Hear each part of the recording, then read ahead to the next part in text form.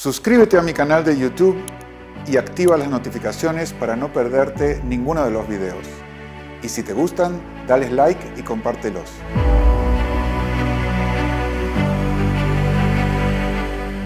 You follow that? Is that okay? Now, how many countries are here? 14, 15 countries are represented? I'm sure each one of you is thinking, okay, but I'm going to do the best for my country. And why should I give my best talent to the HR department so they have this top talent and then they'll send them to another country? No, I'm trying to do the best in my... I grew this person, I hired them, I trained them, and now they're going to steal them from me. Because right now they're helping me achieve my KPIs in my country. I have nothing to do with the other country. Well, I got some news for you. You may never interact. You're still part of the same team. MTN has one capital budget, has one human resource pool, and everybody's playing to optimize the system. And sometimes you want to put your best players in markets that are very difficult. And this is not the best for the player because they won't be so successful. But MTN will be more successful by allocating a good person into a bad market. Because what matters, you see, what matters is not good or bad in the abstract. This is a very, I think, profound mistake people make when they say, what's our priority? No, there's only one priority. The only priority is to win. That's the only priority. Everything else is secondary. And where do you get the maximum marginal impact on the probability to win shifts all the time. You cannot say, investing in technology is our priority. Maybe, but under certain conditions, you're not going to invest so much in technology because you have some opportunity that would be more profitable for the mission if you divest some of the technology and you enter into a new market. I'm just making this up. But if you have a fixed set of priorities, you stop thinking.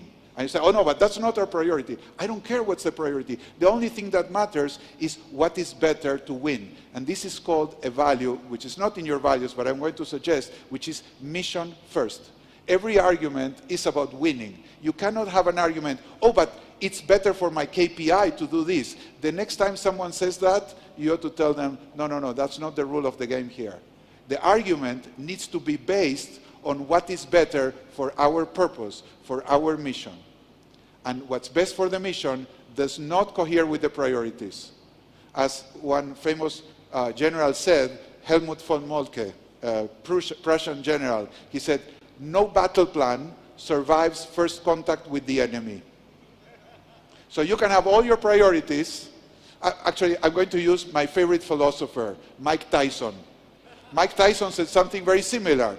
They were interviewing him and his opponent before the fight, and they asked the opponent, so, I don't remember his name, what's your strategy? Well, I'm going to first work on his body, and then I'll cross, and well, he had a big story.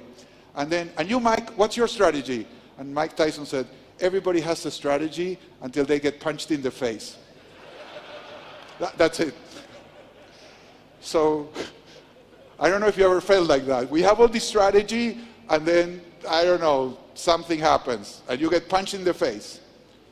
And then you have to improvise. So there's no priorities, there's no strategy. The only thing you have is the mission and the values. That's the only stable point in an unstable world. And it is the last thing anybody wants to do, because it will enrage you. It's like, oh no, but I'm here working for my country. This is my team. No. Your team is this one, not the people that work for you. I know this goes against our tribal instincts. We say, no, my team is the people that report to me. No, the people that report to you are not your team. Your primary team is the people that report with you to your boss. Because the company starts from the vision and it cascades down.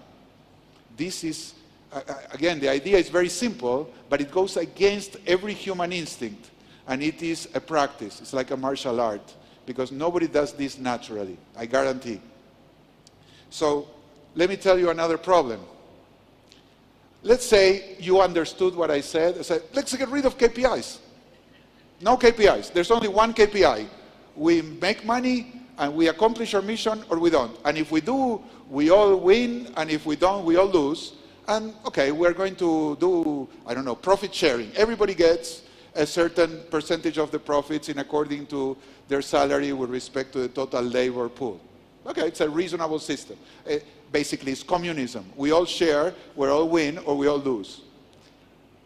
There's a little problem with communism.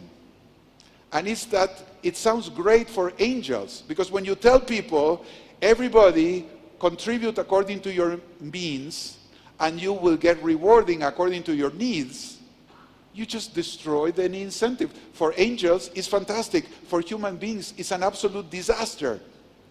Why? Because suddenly, everybody has no means and a lot of needs. That's what happens.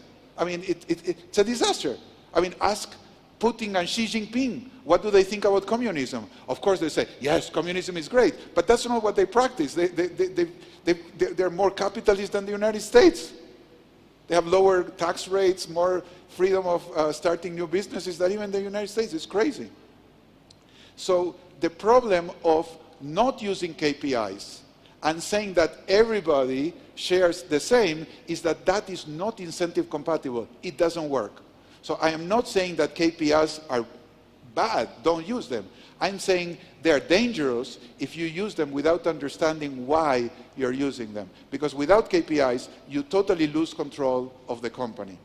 So I would say, what are some of the fears that you would have without the KPIs? What are some of the possible disasters when people say, hey, we all get a share of the sales revenue, so let's go and sell as a team. If you don't have sales commissions, what are the risks? Well, people will go fishing. Say, oh, okay, my bonus depends on what everybody else sells. What difference does it make if I sell or not? So I want you to think, what are some of your worries about selfish behaviors that could occur if you didn't have KPIs? So what I'm telling you is that there's a dilemma. You cannot live with them, but you cannot live without them. It's impossible to solve. You remember the Karate Kid, the movie The Karate Kid? It's a beautiful movie. This scene is the essence of why values matters. This is the scene when the black guy, the teacher of the guy in black, tells him, you have to hurt him. So he hurts his leg, and Dan has only one leg, and this is the crane pose, and well, he wins with the crane kick. But that's Hollywood. In real life, it's not true that the good guys win all the time. Sometimes the cheaters win. And you have to take a risk. Do you want to be successful, or you want to have integrity? And there's no option. If you want to be successful more than you want to have integrity, you're a crime waiting to happen. Sooner or later, you will do it. Because the best way to succeed sometimes is to break the rules and to act without integrity, take advantage of someone else. And if the only reason, I mean, sometimes I ask in my seminars, as people, okay, I have a great business idea. Why don't we do that like the mafia, and we just kill our competition? Let's put a contract. Yeah, I live in Mexico. Let's hire some good narcos and put a contract so the sicarios kill the competition. And some people have that as a business strategy, indeed. And I'll tell you who are the people who scare me the most. Nobody says, yes, let's do it. But the people that really scare me the most say, no, we can't do that. I say, why not? We might get caught.